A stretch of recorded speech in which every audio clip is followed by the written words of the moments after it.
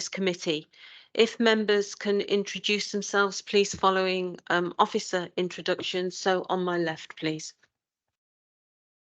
Members rather officers, did you? If you can, the committee. Okay. Yeah. My name is Councillor Reg Rice. I'm one of the Tottenham Hill councillors and vice chair of this committee. Thank you.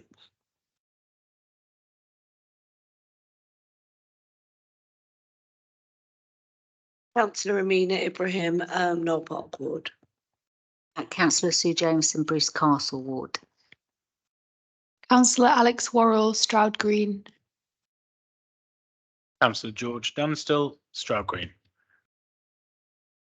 Councillor Cathy Brennan, Muswell Hill. Nicola Bartlett, West Green. Thank you. If the officers present can introduce themselves, starting on my left, please.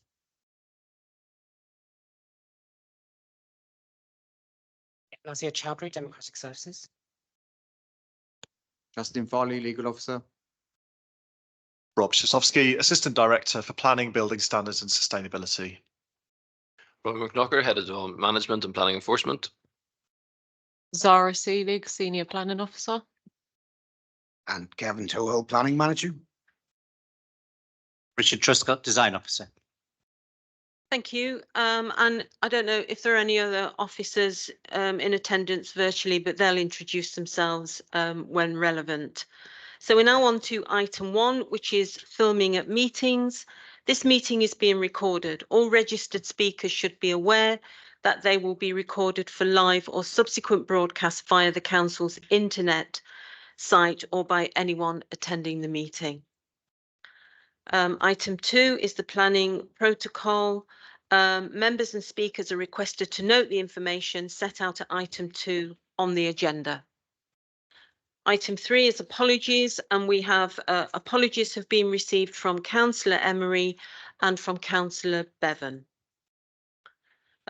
We're on to item 4. We have no items of urgent business. Item 5, declarations of interest. Do members have any declarations of interest, please? Okay, thank you. I've got it declared. The domain application lies within my ward. Okay. Right, okay, thank you, that's noted. So item 6 is minutes of the meeting held on the 15th of January. Are these approved, please? Okay, thank you. I just want to read out, there was a petition received on Chestnuts Park application in December, and the issues contained within the petition were raised by objectors at the planning subcommittee in December and were covered in the officer's report. There was also a separate petition on the heights of blocks at the Clarendon development. These issues have been considered by the planning service and permission has been approved in line with the committee's resolution. Thank you. So we're now on to item 7, which is planning applications. We will consider the following planning application, which moves on to item 8, which is Down Lane Recreation Ground, Parkview Road, Tottenham. I won't read out the proposal, which is in the pack.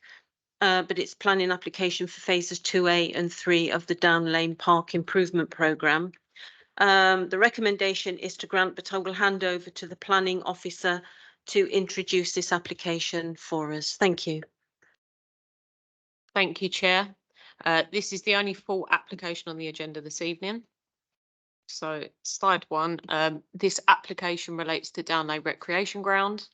The application is for phases 2A and 3 of the Down Lane Park Improvement Programme, demolition of former Park Pavilion and Park Depot buildings and associated structures, and basketball court to allow for construction of a new community hub building and community garden, new basketball and netball courts, new children's play area, access routes, entrances, and associated hard and soft landscaping.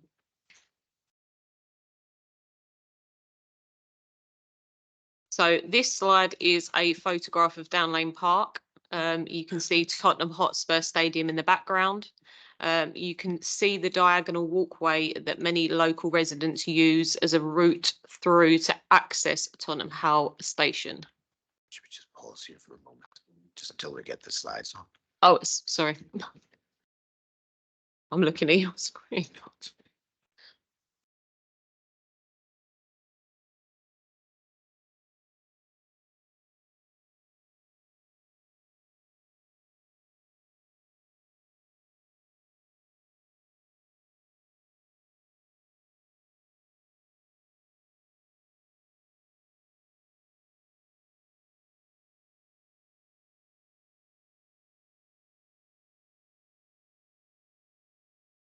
I'm not sure.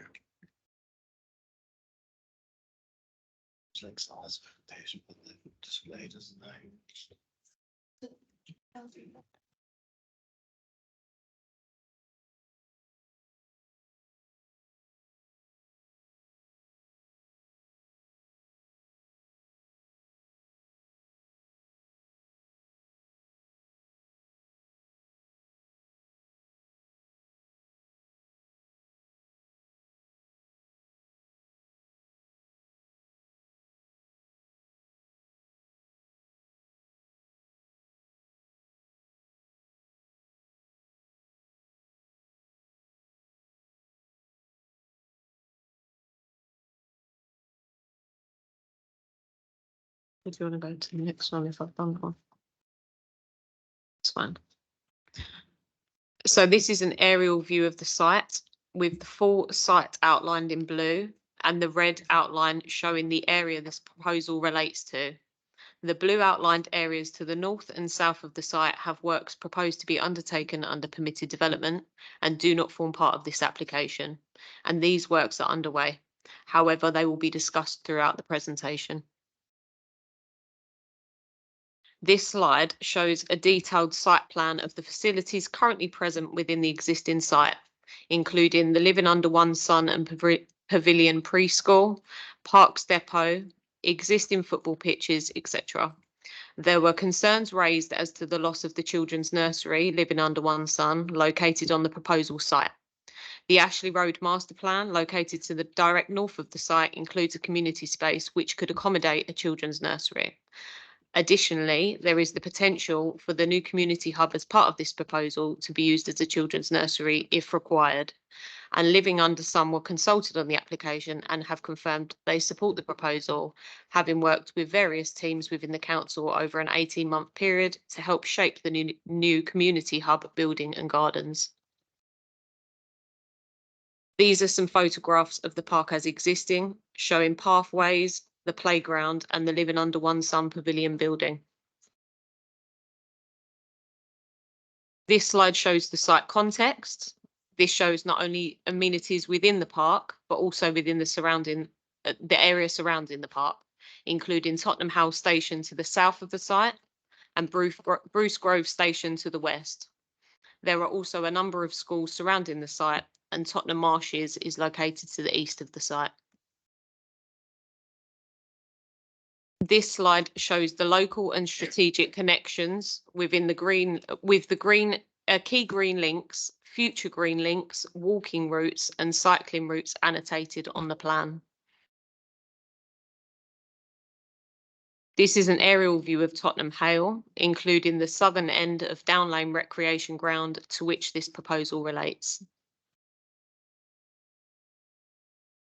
This slide shows the schemes that have consent that are coming forward surrounding the site, setting out the uses of each of these developments, with the majority being mixed use of residential and commercial. The park improvements will provide required outdoor amenity space and amenities for the occupants of these new developments, some of which have limited outdoor amenity space as part of their individual schemes. This proposal is funded in part from contributions as a result of these developments. The scheme has been subject to extensive co-design and community engagement from the outset of pre-app and throughout. This indicative timeline shows the meetings and workshops that have taken place throughout. The proposal has also been put before the Urban Design Review Panel on the 19th of October 2022, where they where there were amendments requested that will briefly be discussed at slide 14, and the quality review panel that assessed the scheme in full in May 2023, where the panel on the whole supported the scheme.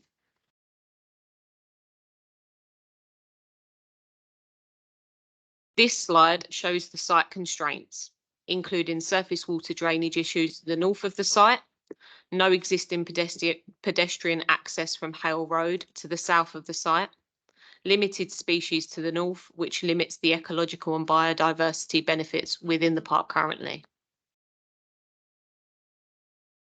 This slide shows the site opportunities, including SUDS opportunities to the north of the site, in addition to various biodiverse planting areas, including new tree management regimes, which addresses concerns raised at consultation stage by neighbours regarding the maintenance and watering of the existing trees. There is the enhancement of the existing play offer and improved accessibility, including the introduction of additional entrances and exits around the park and facilitating a direct route from Parkview Road to the Harris Academy in Tottenham.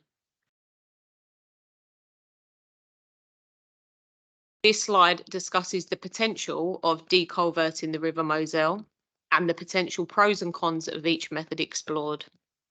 This does not form part of this application. However, it was a consideration when designing this scheme, in addition to the full master plan, so that it could potentially come forward in the future.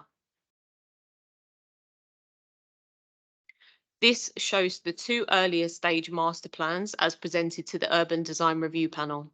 They concluded that the centralised location of the community hub was not desirable and advised the location to be more to the south of the park and closer to the street and public transport services. The proposal was amended taking on these comments, which leads on to the next slide. This shows the landscape master plan layout as of November 2023, with the community hub located to the more southern end of the park, adjacent to Parkview Road. It shows the new play area, outdoor upgraded gym, SUDS areas and biodiverse planting improvements to the north, and greening of the far south of the site. Both of these areas are outside the red site outline boundary, as shown on the site location plan that relates to this application, but are being undertaken as part of the wider master plan under permitted development. It also shows the Muga new community hub building with an enclosed communal garden, new play area, and both new and improved existing park entrances that do relate to this application. This shows the landscape character of each area of the park, broken up into woodland, classic parkland, community hub zone, hub play space, sports and leisure zones, etc., with the red dotted outline showing the site outline directly relating to this application. This is the proposed application site layout plan with the Muga at the top right, the community hub and service yard to the top left. The bottom right shows the upgraded play space, with the bottom left showing the enclosed community garden attached to the community hub. These are illustrative sections, with the top one through the sports and leisure zone facing north, as illustrated on the section location plan to the right of the slide. The bottom illustrative section through the hub play space looking north. This is an illustrative sketch looking south, showing the central spine running between the existing tennis court and AGP pitch, and the proposed planting to be provided in this space. This is an illustrative sketch looking north along the central spine towards the new community hub garden boundary. This is an illustrative sketch looking west towards the new community hub building, showing how the community hub sits comfortably visually within its surroundings. This is a closer illustrative sketch of the community hub, including the pergola. This is an illustrative sketch view of the inside of the community hub, where the space can be divided up accordingly. This will be discussed in the internal layout slide in a bit more detail. These are the proposed elevational plans. The design shows a series of pitched roofs defining the different sections of the building and taking reference from the area's industrial heritage in the design terms, with contrasting materials that complement each other and a building that responds well to surrounding developments in terms of building heights, form, scale, massing. The next slide will discuss the materiality. The design takes reference from the shape and form of traditional industrial buildings. The materiality follows this design using modern brickwork and metal corten cladding, which would have a rusted appearance. This gives a modern take on the area's industrial heritage. This is followed through to the finer details like the chimneys and slate roof. The pergola is made of wood, which continues the natural materiality which ties the building into the wider park upgrades.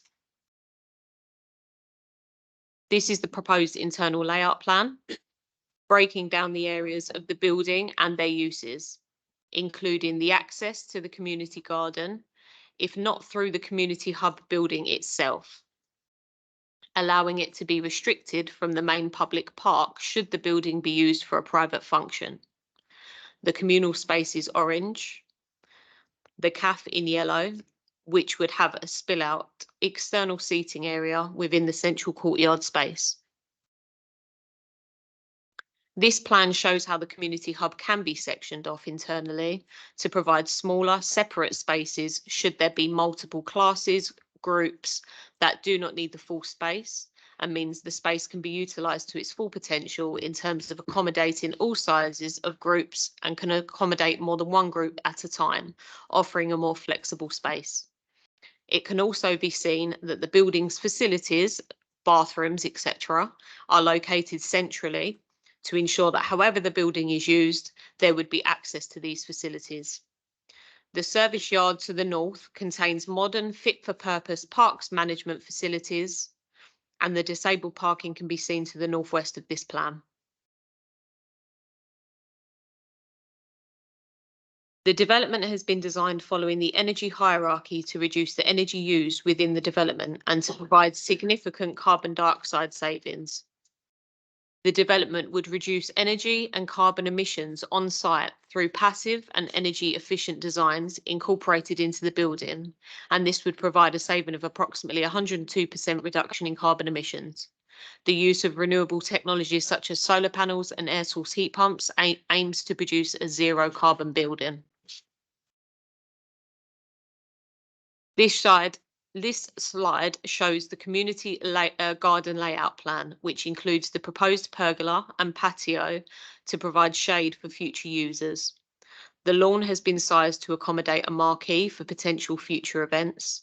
It could also accommodate greenhouses or growing spaces, and the toddlers' play space is located directly adjacent to the outdoor seating for the CAF.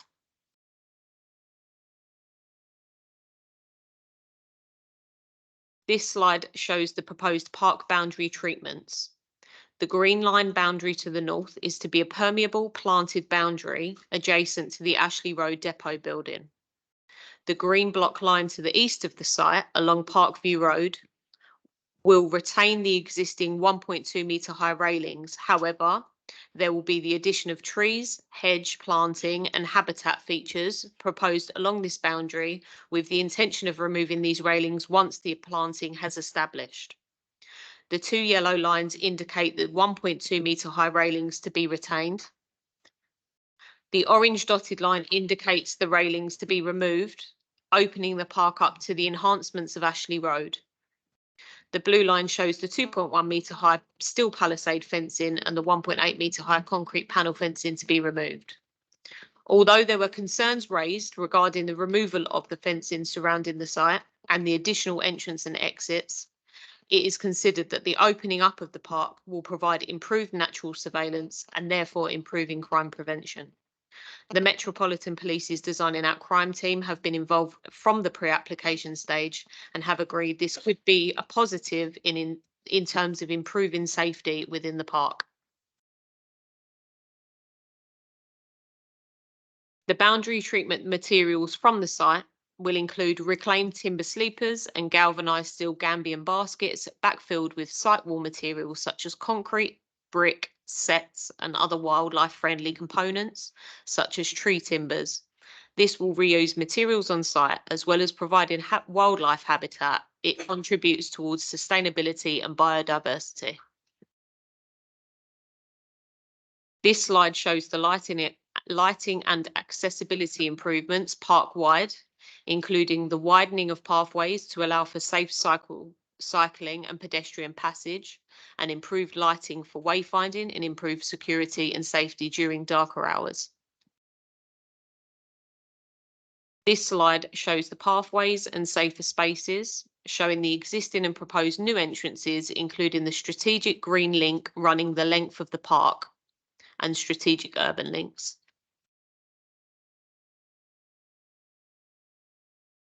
There has been 3 late sets of comments that have come through that has been set out as part of an addendum that everyone should have a copy of. This has been circulated to all members, hopefully. Crime prevention officers support the scheme and have amended the wording of condition 7 and added 2 informatives. Lewis have sent a letter of support and have requested some details which we'll discuss in a little while. The final comments were a response from the applicants to the comments raised by the carbon management team, clarifying the points raised at consultation stage. Where applicable, these will be secured by way of condition. So to conclude, this application is part of the Council's Parks and Green Spaces strategy and supports the ongoing regeneration of the area by providing amenity enhancements, partly funded by contributions from surrounding developments and partly funded by GLA contributions that will benefit the present and future needs of the community. It is a well thought out, high quality development that responds appropriately to the local context and is supported by the Quality Review Panel. The proposal promotes sustainable transport and would be zero carbon and exceeds the London Plan carbon reduction targets, as well as providing sustainable drainage and biodiversity improvements. It is therefore recommended for grant of permission subject to conditions. Thank you, Chair. Thank you very much for that. So do members have any clarification questions for the planning officer, please? So Councillor Rice. Yeah, the fence that runs along Park Lane, Parkview Road, is a very old fence. I don't know, it's probably nearly as old as I am, or older. What's going to happen to that? Is that going to be retained and repaired?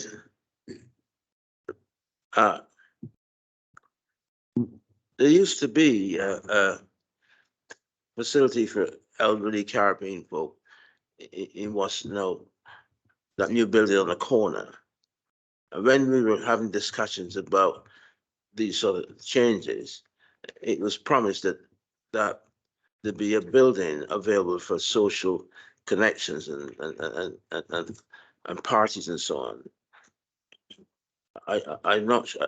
It doesn't appear in any of these references, and I suspect that it has not been given any real weight. But there was considerable pressure. I mean, David Lammy was involved with that, trying to bring together. There's something in the presentation which talks about Parkview and Harris Academy. I don't know what that is, but what I do know that we came to agreement with Harris Academy some years ago when we were selling Harris Academy part of that site, but part of what was then the refuse collection, the site, and we had an undertaking from them that during the non-school times, such as holidays coming up, the community could use the sports facilities at the Parkview, but it was never honoured. And so I just wondered what arrangements have been talked about in terms of Parkview, because I might have some reference to that. And I'd like to hear from the Quality Review Panel in terms of design and how they feel about it. I think it's a very sensible and purposely thought out scheme, but I'd still like to hear what the expert has to say.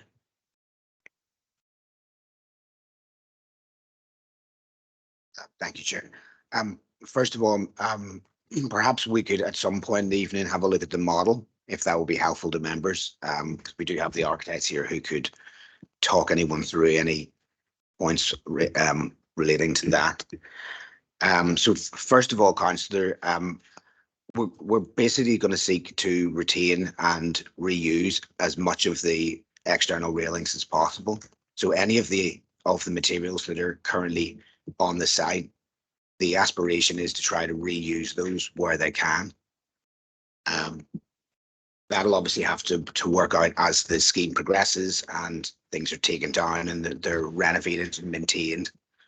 But that the aspiration is to use all of the materials that are currently there.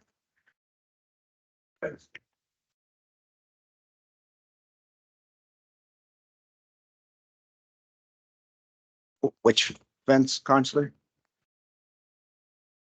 Which road?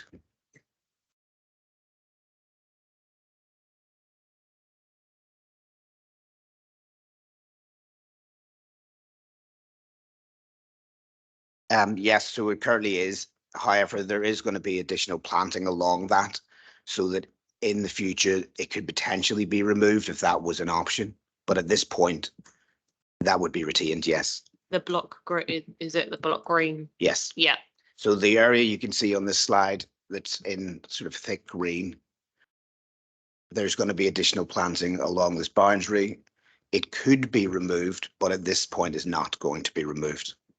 The planting would need to be established and then that point actually goes, councillors, for any of the potential railings to be removed. The railings could only be removed at the point whenever the planting has well established and it would have sufficient boundary cover effectively to make sure it demarcates the edge of the park. And shall I just take the one in terms of the community use? So in the removal of the sort of Wellborn site, that community centre, there was no re-provision for that use, but this community facility is flexible, designed to host those sorts of activities, meetings, get-togethers, celebrations. All of those things could be accommodated here, and then it is in part funded by the development that took place on that Wellborn site. So that use could be accommodated in this building. In terms of the Harris Academy, that was subject to a community use plan where they were to provide their facilities for discounted rates for community groups. It has come to light that they haven't honoured that and haven't been offering the use as much as they should be. Parks colleagues have been pursuing that with them to ensure that that's publicised and actively used. I haven't heard where that's got to, but we'll follow that up. And I think finally on the QRP, the comments are set out in the report. Do you want to hear just from the design officer in terms of, yes, Richard, if you could just. Yeah. Yes, Councillor Rice. So yes, you'll see that there are the scheme was reviewed twice. First by the Urban Design London panel, which was a condition of the funding that's come from the GLA for this. Though one member of our own quality review panel was included on that panel meeting. And then secondly, after all the amendments requested by that panel had been implemented, it was reviewed by our own QRP with one member of the Urban Design London panel included in the review panel. And in that second review, well, the panel warmly supports the proposal for improvements to Downline Park. Project team is to be commended for the extensive co-design process, they said, and the amount of work completed since the Urban Design London review. And the panel supports the master plan approach. Further development is now required to achieve the sufficient level of detail for planning permission. And they then went into a number of fine details, including specific details about the boundary treatments, the internal layout of the community centre, the number of toilets and what sort of toilets they should be, things about the design of the central spine of the landscaping, and it's all in the report. I don't know if there's any specific question you have or anything in particular you want to hear about in terms of the QRP comments or indeed the previous UDL comments. Things that there's an awful lot of concrete at the moment on the site that comes into Barclay Road, and that's basically because that was a part of the school. There used to be a school at the end of that park, and that was part of the school. And when the school closed, they're still on the edge of the park there. There's still the old school keeper's cottage, which I think sensibly could be implemented in the scheme. I don't know why it hasn't been done, or people haven't pursued that. But that would have been useful. I suspect we're probably too late in the day now to get it involved. But what about getting rid of some of this concrete and that mound, which doesn't look terribly safe, and on a nice sunny day you get all the young mums and dads and young children happily playing it, but it doesn't look terribly safe to me. Okay, yes. Yes. So yes, we certainly discussed the cottage as as part of the pre-app discussions between council officers and the applicants. But their understanding, as they explained to us, is that the cottage is currently tenanted out.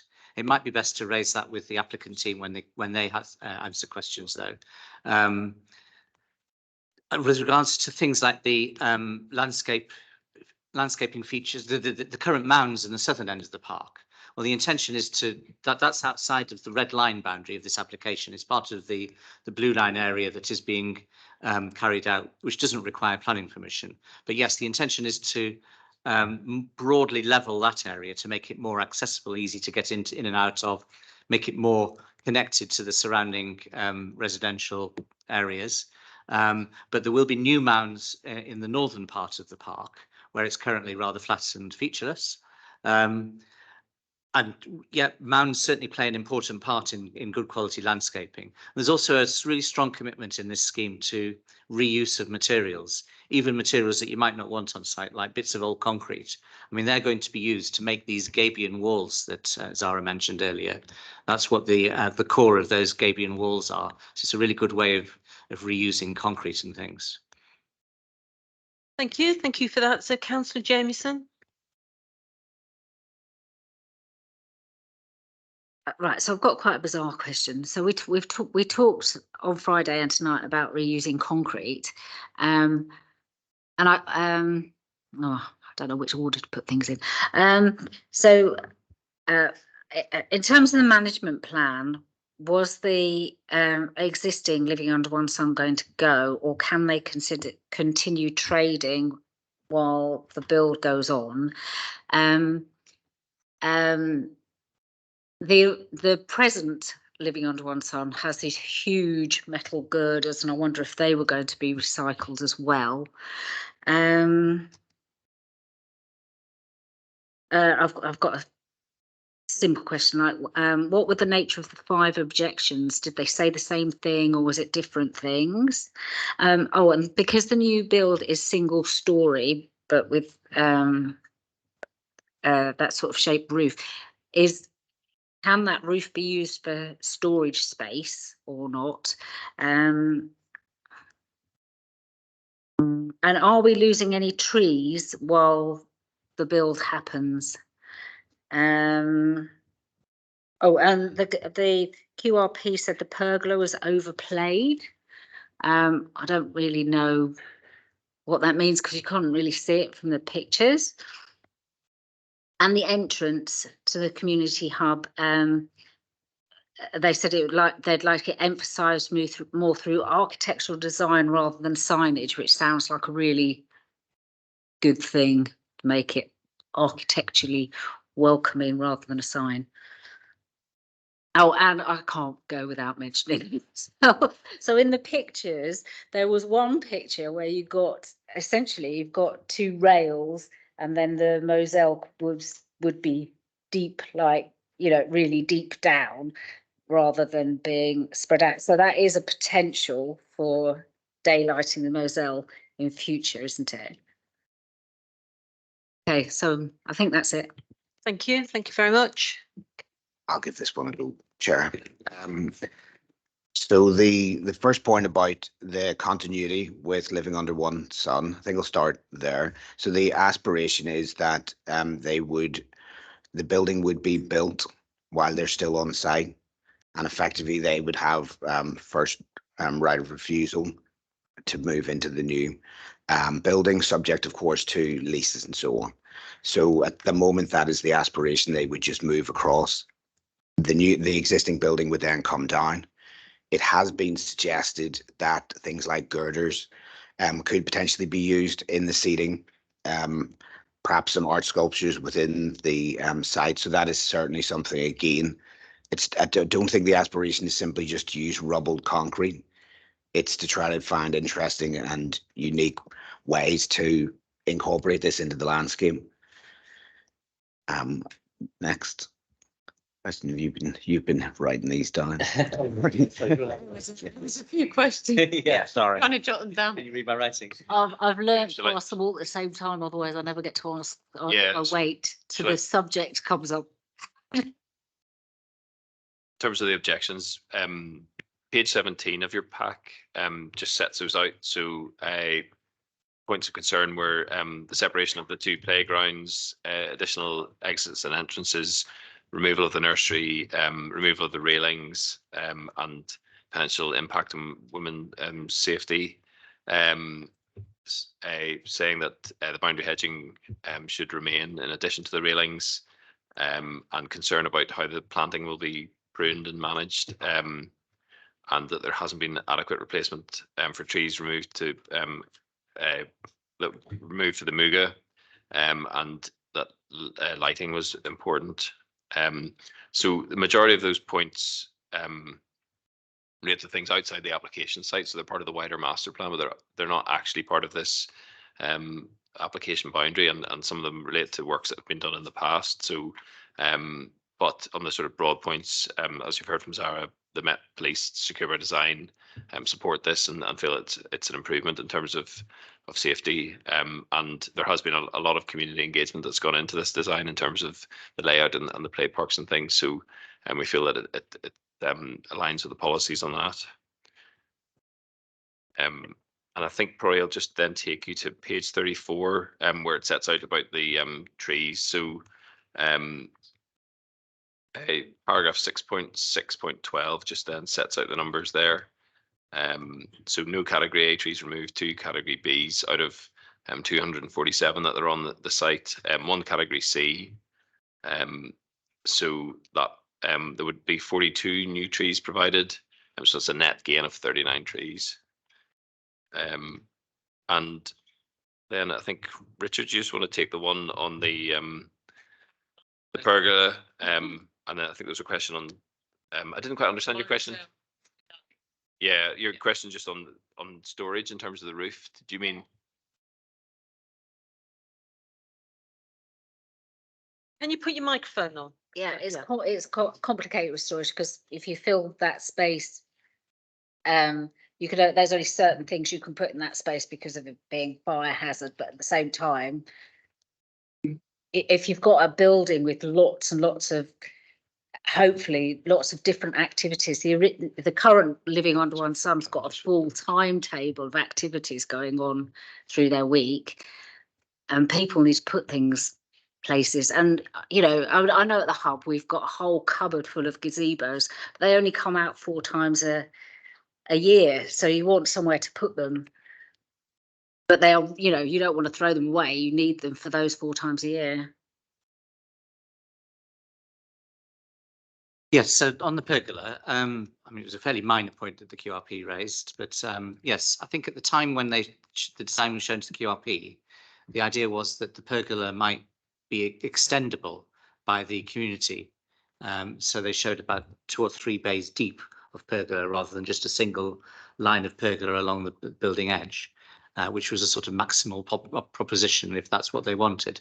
But really, what most people agree is what is needed is a fairly slender pergola. So the pergola is slenderer than it was at the time of the QRP, though it still could be extended should they require it to. I mean, I don't think there's there's not a reliance on a need for storage in the loft space.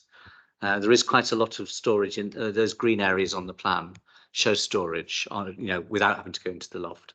And the design consists of three parallel pitched roofs.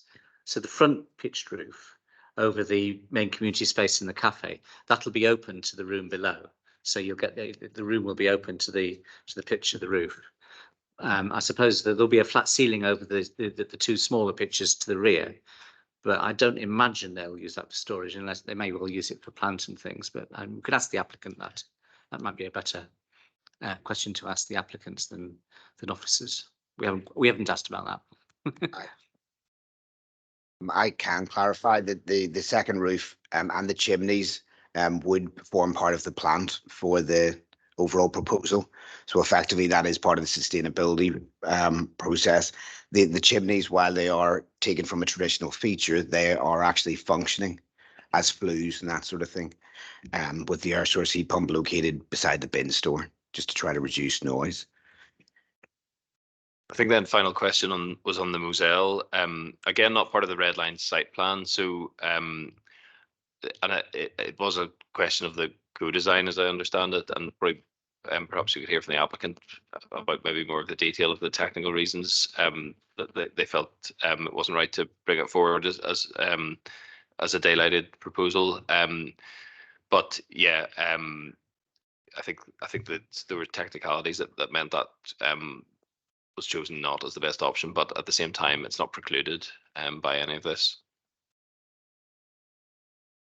Okay, thank you. So, Councillor Worrell, please. Thanks, Chair. A couple of points.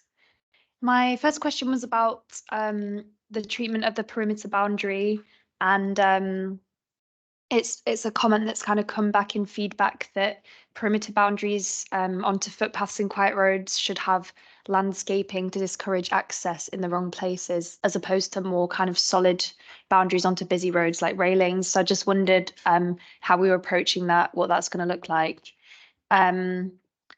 I had a question on the disabled parking provision. I appreciate obviously the need to keep this as low car use as possible, but having one space, I suppose that wouldn't be that adequate, particularly for like a community event that was aimed at, that was for disabled people. So I'm wondering, is there a good provision for disabled parking elsewhere, like nearby the park?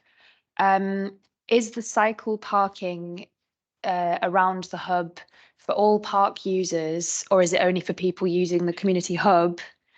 A question on the drainage. It mentions that there's not that much scope for suds and drainage in this part of the plan, but that's going to be kind of addressed in wider plans for the park. So I wondered if you could just say a bit about that. And then final point, in the arboricultural officer's comments, he mentions, I'll just try and find the wording, something about that, oh yeah, there might be changes to felling all of G1 and G2. So I just wondered if you could kind of say a bit about what that means. Like, is there the capacity that the numbers of trees and so on could be liable to change? Thank you.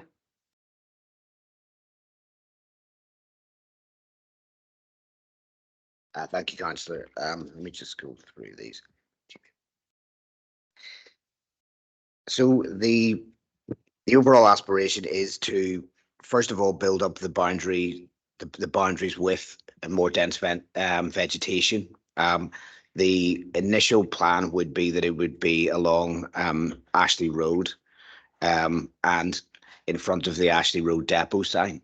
So those would be the first parts that would potentially be removed. As I mentioned previously, it wouldn't be until such times as there is sufficient boundary treatment built up. The finer details of that suppose, well, are being probably worked through because that's currently on site at the moment. So because that's under permitted development, that part has already commenced, which is a positive because it means that that planting will come up, will be built and start to grow out sooner rather than later, and then we can remove the boundary treatment. But I don't have anything to show you right in front of me, I'm afraid. So it's just got to be much more densely vegetated than it is at the moment. In relation to the disabled parking, there isn't really much disabled parking on site at the moment, and so effectively the proposal to include disabled parking would be an addition. But there isn't any, areas where we can. They wanted to basically take up more park space with parking. So it's just there is disabled parking, yes, but it's seen as a positive to this scheme. The cycle parking would not be segregated, so it's for all park users. And we'll certainly try to push to get as much as possible, but that is the aspiration. In relation to suds and drainage, the majority of it has taken place within the two other parts of the site. So in front of Harris Academy, there's a suds location, and there would be a much greater aspiration to push for more suds features within the whole park. The one thing I would point out, though, is that at the moment you've got effectively concrete that just flows into the drains. And the new area, which is part of this application, would be permeable, would have suds strips and that sort of thing, would have tree pits, would have suds features, which would basically aim to cover 100% and water butts. Yeah, and all that natural drainage. Yes. So the aspiration is to basically cover 100% of the current sort of rainwater runoff within the site now, which just currently goes straight into the drains. Did you? It is. Point. Sorry, I'm just having a look at this, the ARB comments. Use the truck. So I think the point is that, and we might need to just check this with the applicant, that it says from on-site meetings, there may be a change to the felling of G1 and G2. So I don't know whether that means they won't be felled or they will be felled. So yeah, we just need to get a bit of clarification on that. Okay, thank you, Councillor Collette. Thank you. Actually, Councillor Worrell covered my questions. Thank you. All right, thank you. So any more questions? No? Okay. Okay, so I'm going to give 5 minutes for the committee to have a look at the plan over there. Yeah, that's there. If there are any questions or clarifications that people want, it's not for leaving the room, it's for looking at the model there. So we've got 5 minutes to do that. Thank you.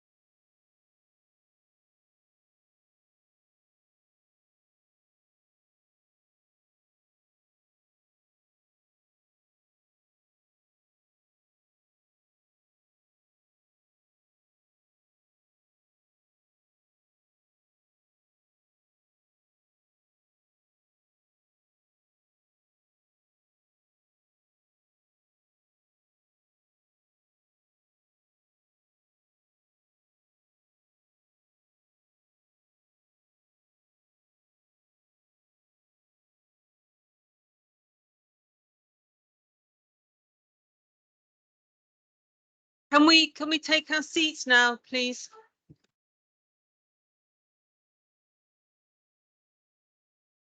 Can we take our seats now, please?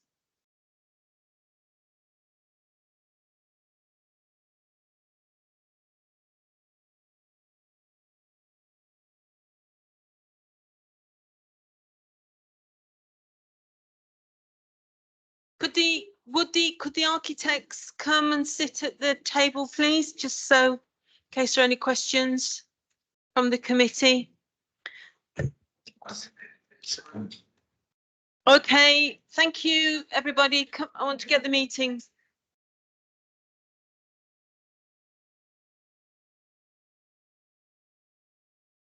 Right, okay, thank you very much. So we've got the architects here. Any questions, please, from the committee, and could you just introduce yourselves when you answer a question? So any questions, please? Councillor Ibrahim. So when I'm looking at the footprint of where the building is now to where it's going to be, my question would be at night, because obviously people leave parks at certain times, but different times of the year it's darker at different points.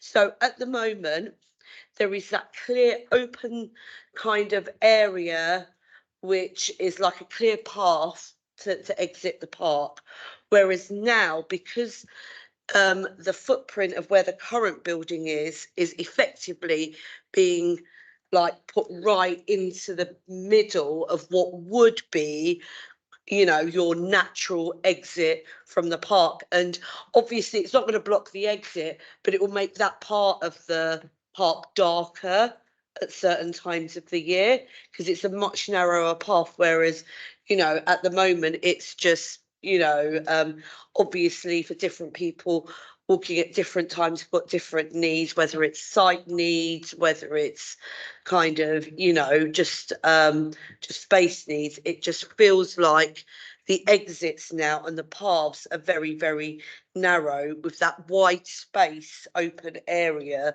that you've got, which kind of takes you out onto the street lights, is covered with the building now.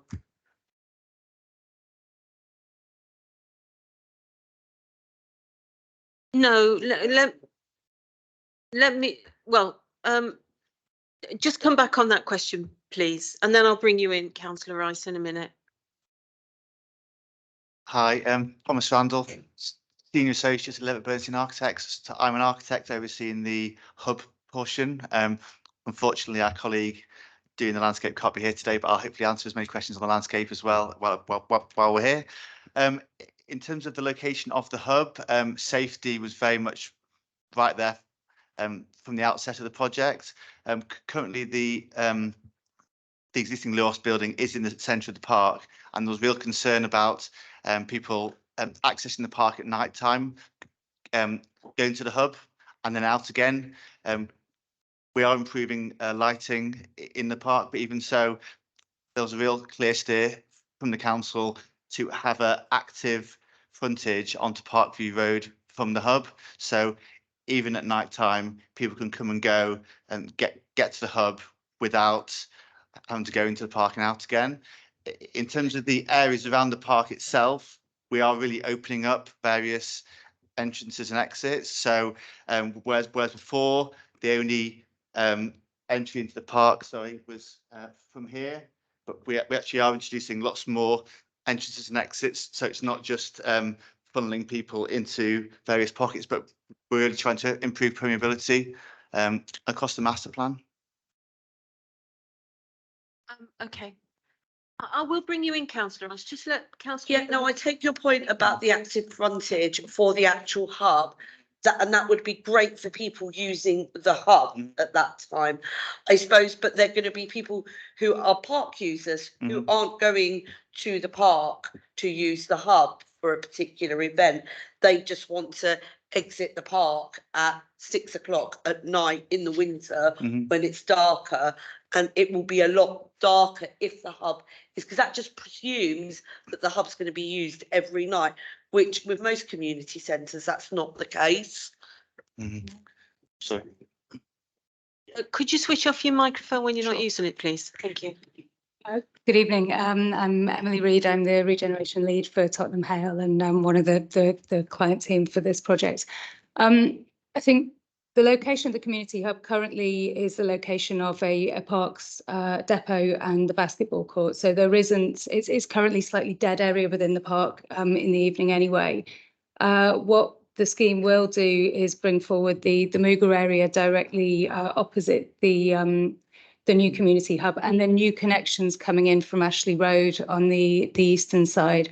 So there will be better lit connections into the park from that side as well. So you'll have options. You won't be able to exit in the location where the hub is and the hub garden is, but you will have well lit routes and activity coming from the other side into the park. So we'd like to think that in the early evening, in particular when the sports facilities are still in use, it will be well lit and active and animated in that area.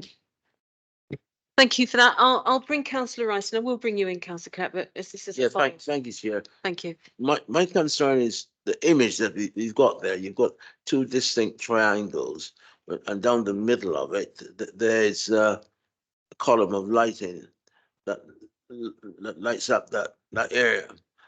No, it never used to be like that. It used to be a straightforward football field, cricket square, and so on. So my question is that those lights, are they going to be removed, and where they're going to be replaced to if they are removed?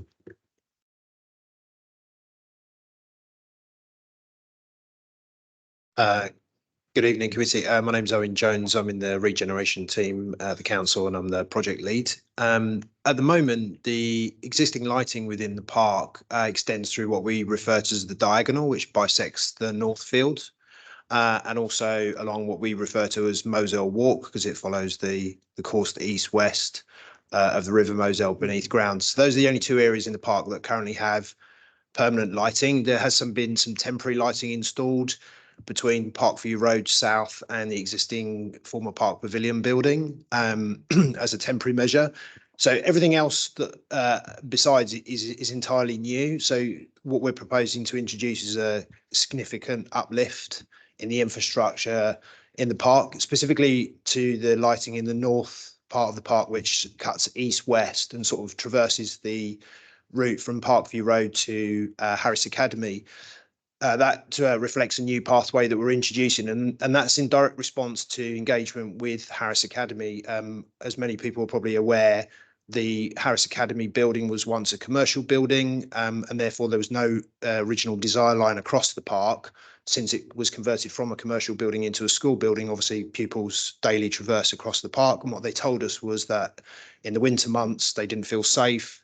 And also they didn't like traipsing across a muddy field and arriving at school with dirty, muddy shoes. So this is a really classic example of how the designers respond directly to feedback from the community, from the pupils, and has been strongly supported and endorsed by the school. So that infrastructure is there to support that pathway. We're not taking any lighting out of the park. We are significantly increasing the quantum overall. I hope that answers your question. Yes, it does. Thank you. So Councillor Collette. Thank you. Very simple question. It was, what is the capacity of the community space? And do we actually think that one parking space, although one is better than none, for our disabled residents is actually going to be adequate? Thank you. So just to clarify, there's actually two spaces proposed as part of the scheme. So yeah, there's two spaces with an overlapping access strip down the centre. In terms of the actual capacity for the scheme, it's quite varied depending on the different activities. It could go from some days 50 people up to a couple of hundred if there's a large event.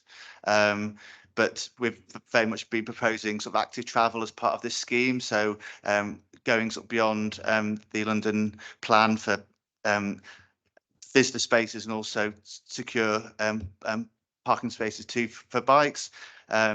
but I think it's just about trying to get that balance as well. So we have those two spaces, but if there is extra capacity on the roads, perhaps that can be used as well for sort of peak events. If I could just add to that, so the existing hub building is approximately 285 square meters. The proposed development is 401 square meters.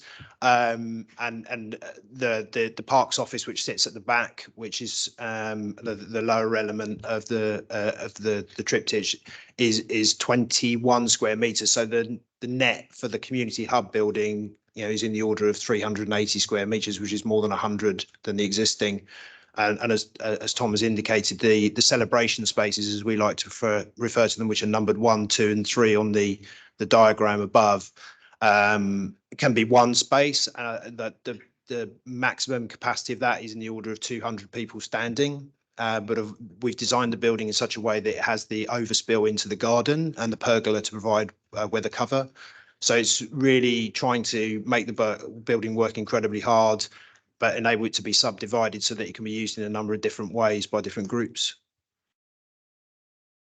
Councillor Ibrahim, we'll bring you in, Councillor Rice. So when you say celebration space, you're talking like functions, like birthdays, engagements, and there is a need for that in parts of London. But if there is going to be some kind of a focus on that, then and the reliance is going to be on residential street parking, have you not considered the impact that that's going to have on people who live on that road? Because I know from my experience in my ward of organisations who hire out their spaces for celebrations, the impact on parking is huge, and it causes a lot of anger as well. So I do think that there isn't really enough information or capacity on how that's going to work, because generally people come from further away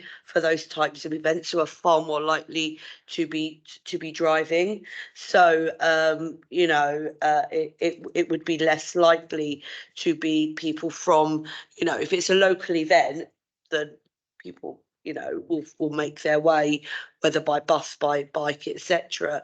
But if it's a celebration or somebody's hired it out for a family celebration, then the likelihood is that a big proportion of those people will be driving, and reliance on street parking, which is on a residential street, will cause you issues.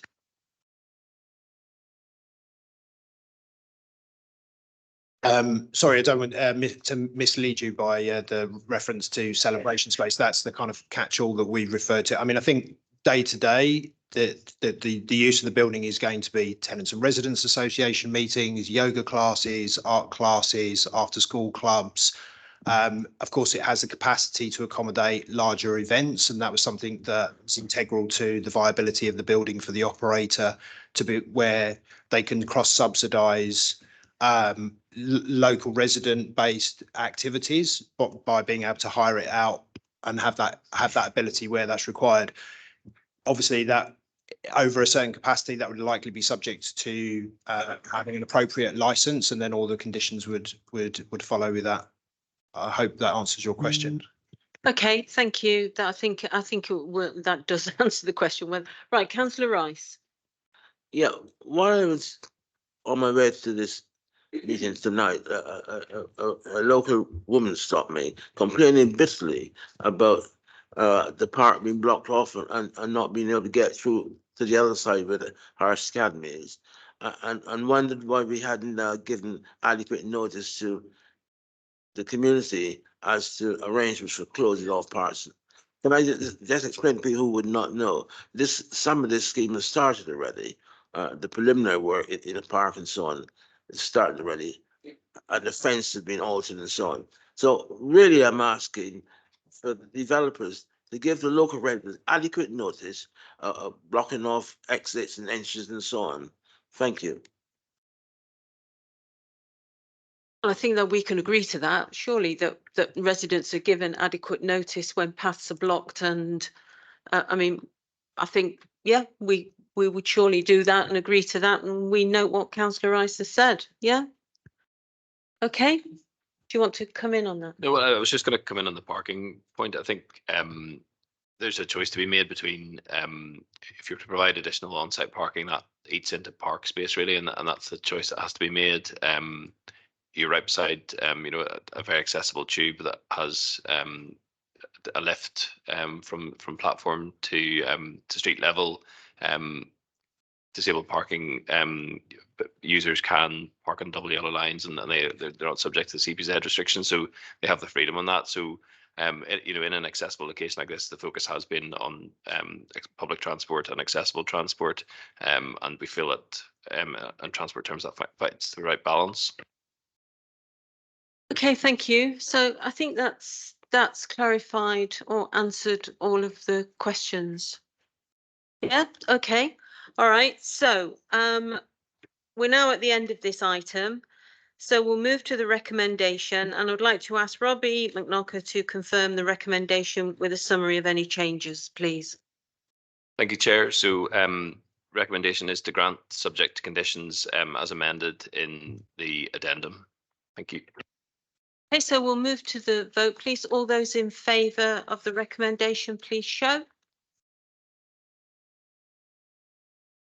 Okay. Anyone against? And there are no abstentions. Right, thank you. Thank you very much. Thank you. All right, so we are now moving on to the pre-applications. Okay, all right, so we're on to item 10, which is the College of North East London, Tottenham Centre. It's pages 105 to 126 in the agenda pack, and the proposal seeks permission for the construction of a 5-storey new building to host the construction and engineering centre of the college. So I'll ask the planning officer to introduce the application, please.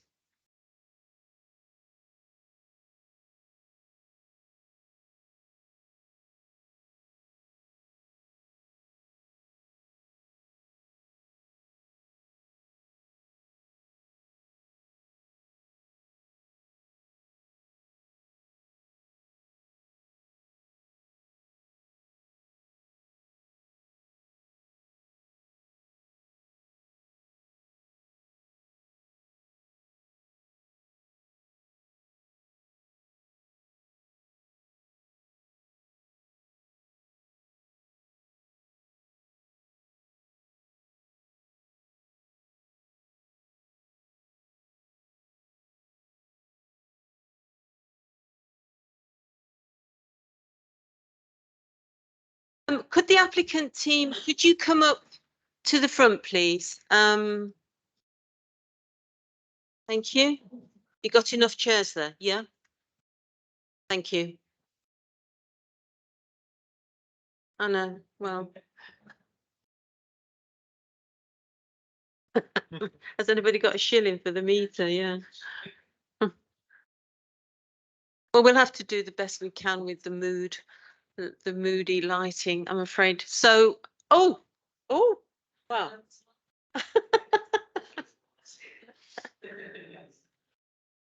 That's definitely better. It definitely feels right. Okay. Okay. So can I ask the planning officer to introduce the application, please? Thank you. Good evening, Chair. This is a pre-application briefing for members for a proposed development that seeks permission for the construction of a Part 4, Part 5-storey building to host the new construction and engineering centre at the college. For members' context, the site forms part of the College of Haringey, Enfield and North East London, known as Connell, and is located on High Road, Tottenham Green.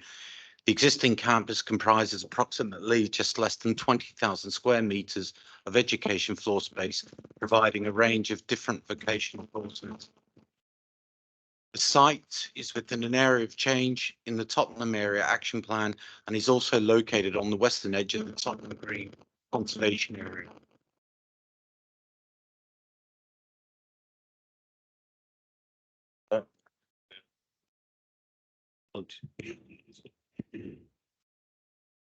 think that might be better. Yeah, okay. Might be better. Carry on, please. The site sits behind the 1970s tower block of the college and is surrounded by listed buildings located immediately to the north of the site and by the locally listed MCC Tottenham Technical College. The scheme has been reviewed by the Quality Review Panel, who are supportive of the scheme, and their written comments are attached in the appendix at the end of the report in the agenda. Additionally, the latest revised plans were also presented to a QRP Chairs review on the 17th of January, and their written comments have now been received, which are attached in tonight's addendum report. The scheme is now at a stage in the pre-application process where it's appropriate for the developer to now present it to members tonight for comments and questions. I'll now hand over to the developer team who will present the proposals and will be able to answer any questions you may have. Thank you, Chair. Thank you. So, do you want, I'll move to questions, or do you want to say something in advance of any questions? Sorry. Presentation that we thought we were Right. going through. So you do have a presentation.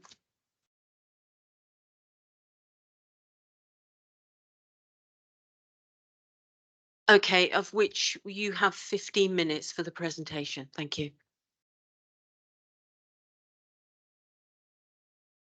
Do we just go to the full screen? Is it possible? And then. No.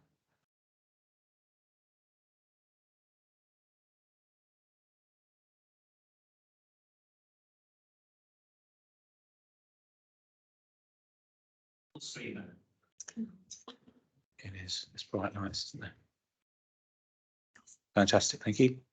And can we have the next slide, please? Can we control Are we able to control? Shall we just go through next? Yeah. Next, please. Right. Oh, back one. There we go. Thank you. Over to you. Good evening, everybody. My name's Robin Hindley. I'm the Vice Principal with responsibility for the college's provision at the Tottenham Centre that we're presenting to you this evening. Canal was the original Tottenham site that then merged in 2009 with the Enfield College to create the College of Haringey, Enfield in North East London. We've since merged now with two other colleges, Westminster Kingsway College and City and Islington College, to create Capital City College Group, the largest college provider in London, and that has given us the strength and the funding to be able to put this proposal forwards to the Department for Education, who are half funding this proposal. And we're also using the other half of the funding is coming from a sale of assets in other boroughs. So we're bringing investment into Haringey and to the benefit of local people. We have the largest single adult education budget allocation from the GLA, which is over £32 million. And a large proportion of that is spent in Haringey at the Tottenham Centre, very much focused on adult education. But we still also do, we'll have 700 or 800 16 to 18-year-olds who study full-time at the Tottenham sites. This building is the first phase of a wider development on the site. We're looking probably up to £100 million worth of investment that will be coming to the site, hopefully over the next decade. This first building is going to be the demolition of a poorly used and poorly laid out building to create this new state-of-the-art facility for local people. We have about 900 construction and engineering students who will be using this construction engineering centre, focusing on bricklaying, traditional hard engineering skills using lathes and milling machines, then electrical installation, plumbing, and electronics and electronic engineering is the focus of the building. That then will allow us to move provision from a site, you'll see in a minute, a building on the site, you'll see in a minute, which will then free up hopefully space and investment then for further investment onto the site over the coming years. One key part of this, and we've worked very closely with council colleagues to get to this point, but this is very time limited. We've got £9 million of funding from the Department for Education that needs to be spent by December 2025, and the time frame around this is really important that we hit those milestones so that that funding isn't lost for the local community. Thank you. Next, please. Next. So in terms of the context for the site, the key things I think to pick out is in the centre of these images, on the left-hand side, which is the tower building, which was referred to by the officer. In the centre, the chronology of the site. So there's been development over a period of time. You'll see the kind of darker colour represents the most recent development. And in terms of the campus, that is located in the Centenary Building, which faces onto the A10 and Tottenham Green. Critically and very important part of the process in engagement with officers and the heritage officer is that the site sits on the edge of the conservation area and in proximity to a series of listed buildings which are highlighted yellow on that image to the right. Go to the next, please. In terms of the opportunities and constraints to the site, as you can see in the middle of the image there, the pink blocks of the college site is a very, very dense site, and you'll see later on a big part of what we're looking to do here is to address that density and create an environment which is much more suitable for student, staff and visitors. Aspects that we've needed to critically consider in this scheme is principally around the environmental considerations and aspects of solar gain because of the orientation of the building. Move on to the next slide, please. This is the existing site, and again, you can see the kind of square, slightly off centre tower in the middle, and the site for this development is to the left of that. And again, you can see the density of the development on the Tottenham site. Next, please. As part of this process and engagement with local planning officers and the QRP was to look at the materiality of the sites and to look at that wider context. You can see most of the buildings in this area of brick in nature, many red brick, a kind of brown red brick and some buff brick. If we move to the next slides, please. And you can see this in the images on the slide here in terms of a propensity of red brick for those buildings which are facing onto the A10, but also draw members' attention to the banding which occurs for the older buildings. There's a sort of stone banding, which is kind of common detail across a number of the listed buildings, which is actually being picked up and articulated into the more recent tower, which is the image to the right. And we'll come back to that as we develop our proposals. Next slide, please. And then again, you can see that in terms of the town hall, the old former fire station, but the actual most of the campus buildings themselves are much more muted brick, which is a kind of brown red brick. Move on, please. As part of the analysis and development of the proposals, this just touches on a small part of the work we did in terms of looking at the options analysis of looking at an appropriate site for circa 3,000 square metres of accommodation and how that might be located around what is a very dense site.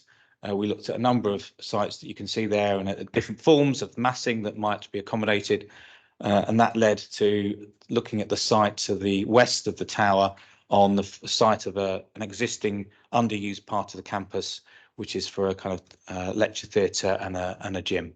Go to the next, please. As part of the exploration of then that site to the west, we reviewed various forms of massing of how it could be located on the site, taking into account future access and maintenance to the tower, access around the campus, and also servicing around the campus. And the image on the bottom right is where we ended up. Go to the next slide, please. And as part of that, to make the best use of what is a very tight site and to allow for future development, and you'll see in the master plan that we'll come to later, we took the kind of concept of the toolbox with a narrower footprint on the ground floor, with the building stepping up at the upper floors to optimise the amount of accommodation we can achieve on the site.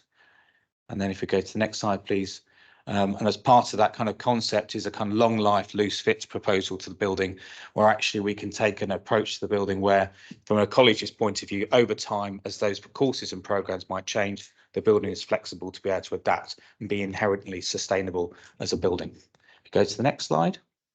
And then as part of the pre-application process, it's been mentioned, a number of meetings with local officers and then 2 sessions with the QRP. Critical aspects around those conversations centred around the height of the building and views of the building from some key locations, which were agreed with officers, And you'll see as my colleague goes through the proposal, we've made significant reductions in the height of the building and also in terms of the materiality and the approach to elevations, which again will show you how they've evolved and how they've eventually turned out.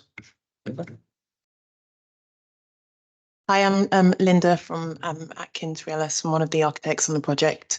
Here we land on the proposed site plan. You can see a rectangular shaped building, which is situated in the existing footprint of the building that is going to be demolished. It's got a secure line around the building, and you can see the red line boundary to the extent of the application. So next slide, please.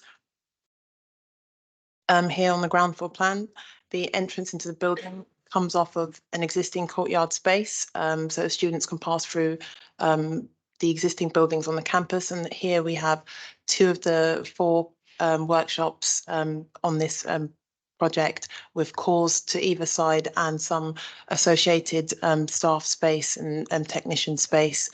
So we have the ground floor on the workshop. Here is a bricklaying and the engineering, so 2 of the heavier workshops. And the reason for this is because of the accessibility to the service yard for bringing in equipment for those workshop spaces. Next slide, please. On the first floor, we have the heating and plumbing workshop and the electronics workshop, and some associated teaching spaces as well. On this floor, we have a double height space, so we have a mezzanine level, so staff can see students efficiently. And these workshops have double height spaces, firstly because of the close proximity to the surrounding buildings, so to bring in as much daylight as possible, but also to utilize that space and create a modern environment so that the college can have a flexible container and adapt that space for future uses. Next slide, please. This is just a mezzanine level of that floor. Next slide, please. Here we have some associated teaching and staff space as well. So students from this construction engineering building will be having their IT and general teaching facilities on this floor. And if we move to the next slide, please, we have a dedicated project-based learning space, so students can break out and do associated study group sessions with their colleagues.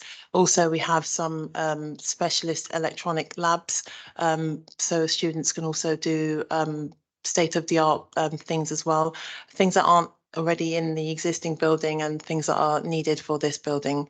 Next slide, please. On this level, we've got the plant level, and we've got a green roof and associated PV and equipment here as well. This is a level that won't be accessible for students, but thinking sustainability wise, providing a intensive green roof and trying to be as sustainable as possible. And to the top of that, we've got an open access, open plant space as well, with some enclosed plant space, but this is just a plant floor level. Next slide, please.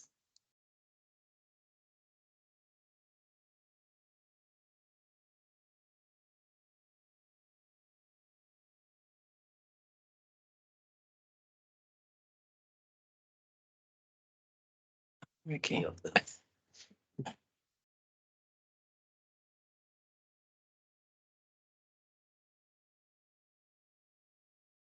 Yeah, John touched upon looking at the existing materiality on site, and for this we're using brick to express the function of the building through the facade.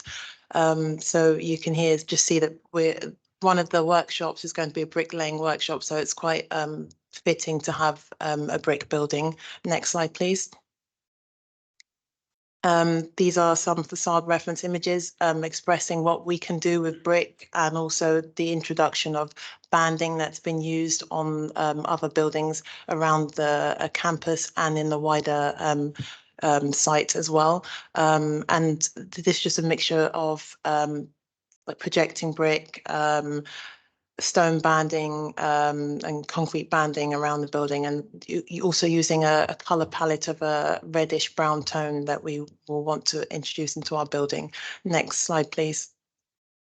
Here you can see some site sections. So looking at the different elevations, this is the east elevation. So students will be approaching the building from this view. We've got banding at each floor zone, and we're using a brownie red tone brick. We have a expressive and detailed facade. And if you move on to the next slide, you can also see the expression of the brick detailing around the building. And here you can see how it sits in context with the existing campus buildings as well. Next slide, please.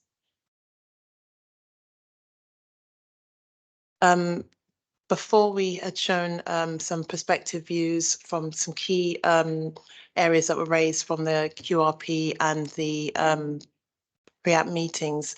And here we're just highlighting our building, how that sits on site. And also, if you look at the yellow line, you can see the extent of the QRP proposal that we had initially. And you can see that we've come down significantly from the engagement that we've had with the QRP. Next slide, please. I'm Graham from Introva, covering the sustainability and services. Can we have next slide, please?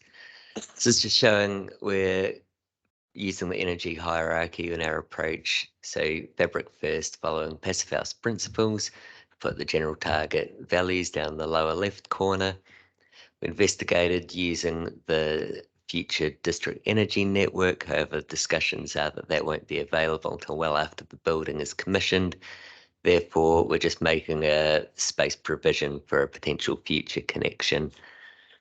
And to make the building more sustainable, we're incorporating air source heat pumps to do the heating and hot water. And we have mixed mode ventilation with a central mechanical system with variable air control dampers in it. Next slide, please. Slides have you got? Just a few. Yeah, we'll rattle through. All right, well, you've got about a minute. Okay. And I'm being generous there, so another minute, thank you. Thank you.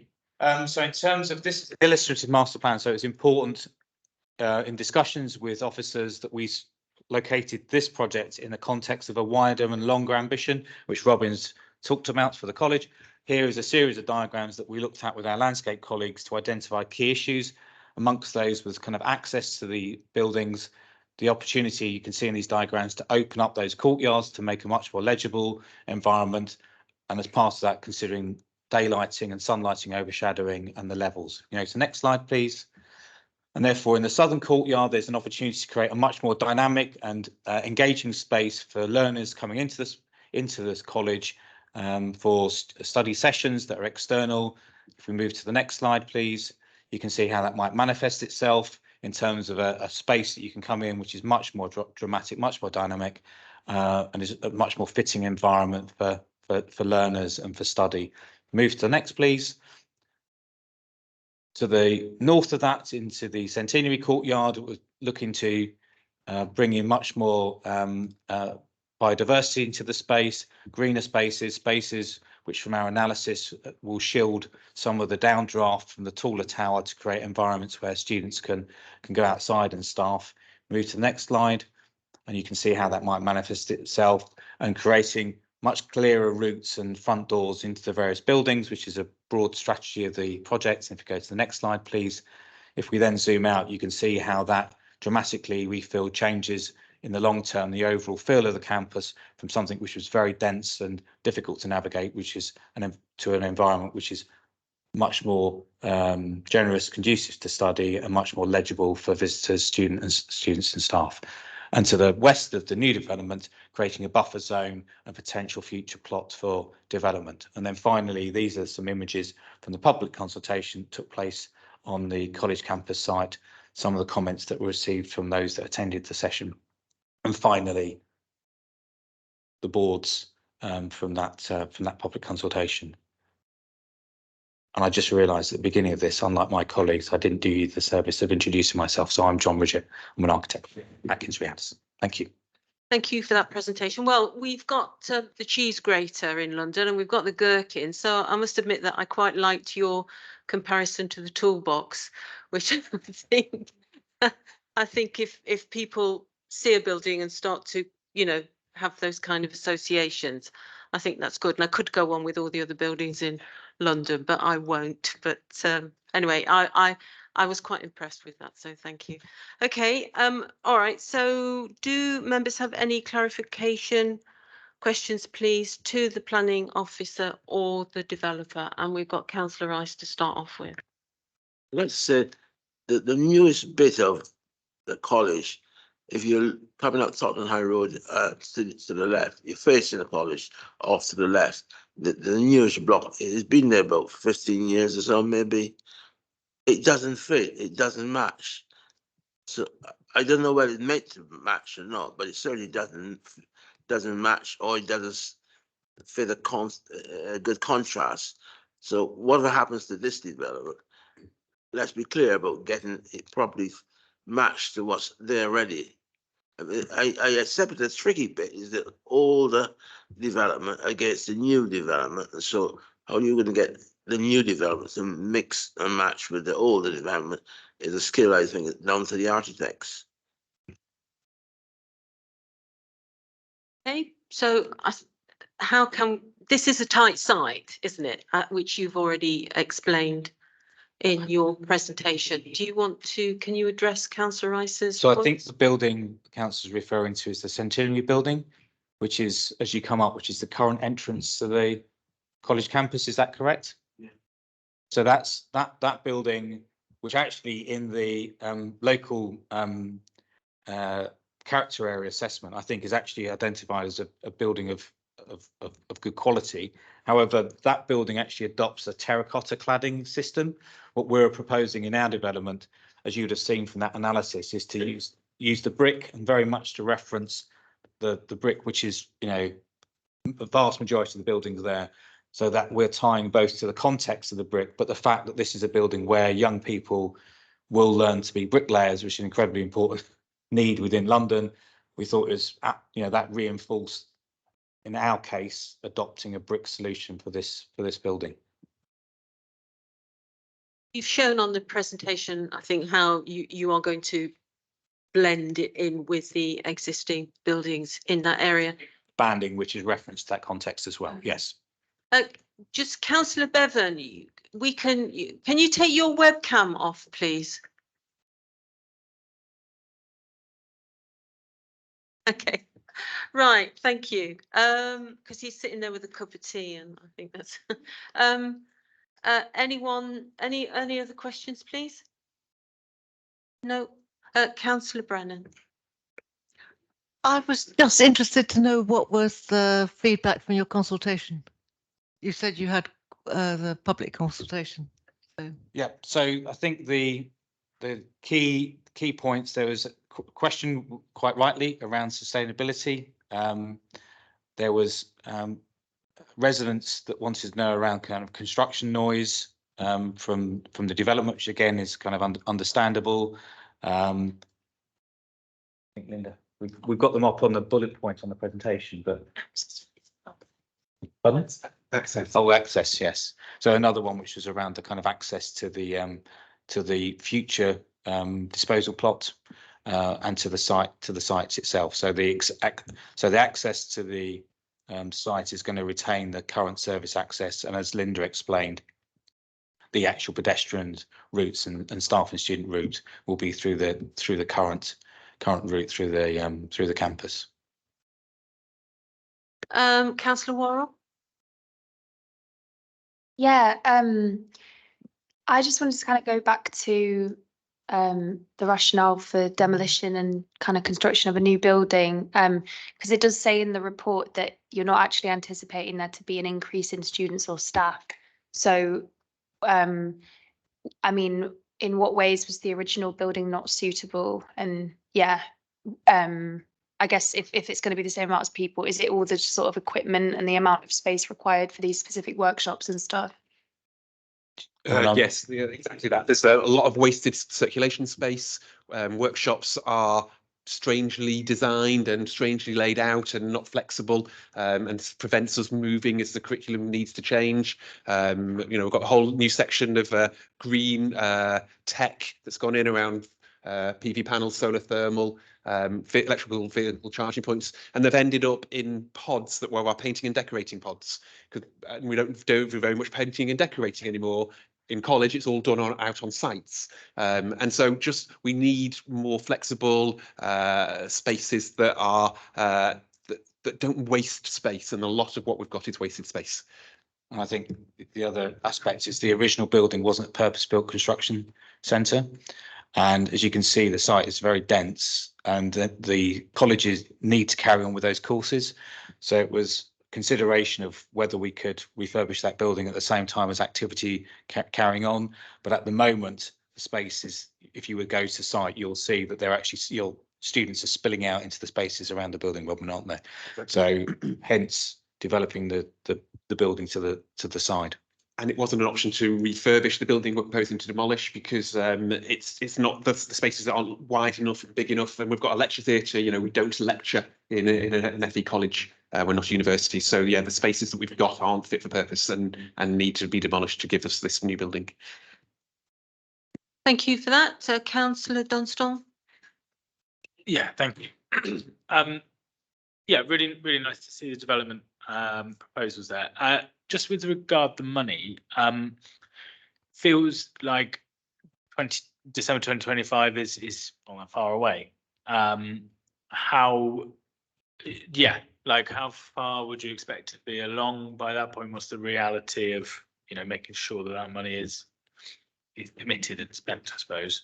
I mean, so at the same point as going through this, we're looking to appoint contractors so that we can go as soon as we've got planning permission in place. It's a 15-month build, so the aim will be that we'll start work in the summer and that we'll have then a building, you know, by December 2025. So that all that planning and all that work is in place, and colleagues are leading on that.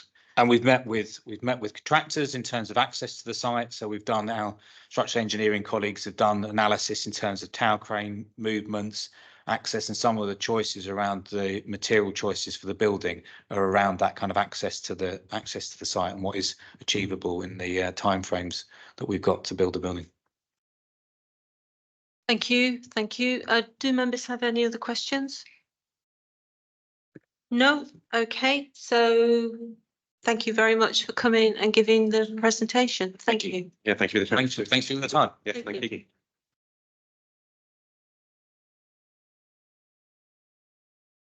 Okay, moving on, we're on to item 11. This is update on major proposals, which is pages 127 and 142 in the pack, which is advising of major proposals in the pipeline, including those awaiting issue of the decision notice following a community resolution and subsequent signature of the Section 106 agreement. Applications submitted and awaiting determination, and proposals being discussed at the pre-application stages. So that's for noting, unless anyone's got any questions. Okay, thank you. And then we're on to item 12, which is applications determined under delegated powers. That's pages 143 to 158. Any questions on this, please, or is this for can this be noted? Noted. Okay. Right. So we've no new items of urgent business. So the date of the next meeting is March the 7th. So thank you very much, everyone, for your attendance and contributions tonight. Thank you.